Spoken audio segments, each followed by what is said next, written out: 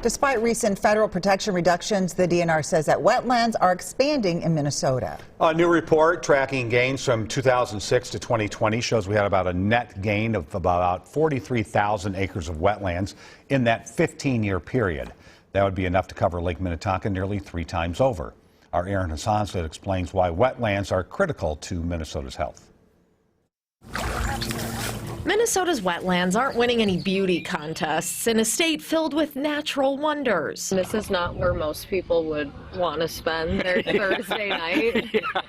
We learned that for ourselves by wading through one with volunteers this summer. If you're wondering what they're looking for signs that this wetland is healthy. So things like biodiversity. Leeches, scuds, and tadpoles aplenty. Just what these volunteers in Dakota County were looking for. Oh, that one has backlegs. Signs that a wetland is healthy enough for critical critters to thrive. Really want other people to know more about the wetlands, and I want to learn more about the wetlands. She'll be glad to know Minnesota's wetlands are expanding by 43,000 acres between 2006 and 2020.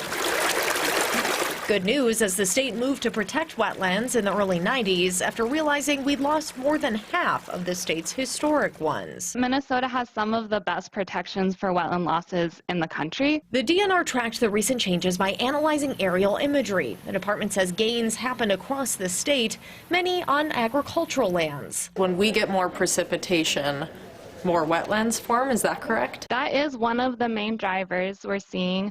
A lot of our wetland gains are due to direct human activities, so that could be things like active restoration of land to create wetlands. The DNR says wetlands are critical for climate change mitigation, carbon storage, and erosion control. They also help with floodwater storage, water quality, and serve as habitats for biodiversity and wildlife. A critical resource, now strengthened. Aaron Hassanzadeh, WCCO News. The DNR is expecting our dry stretch to negatively impact wetlands. It will now track to see if those losses are due to drought or human activity.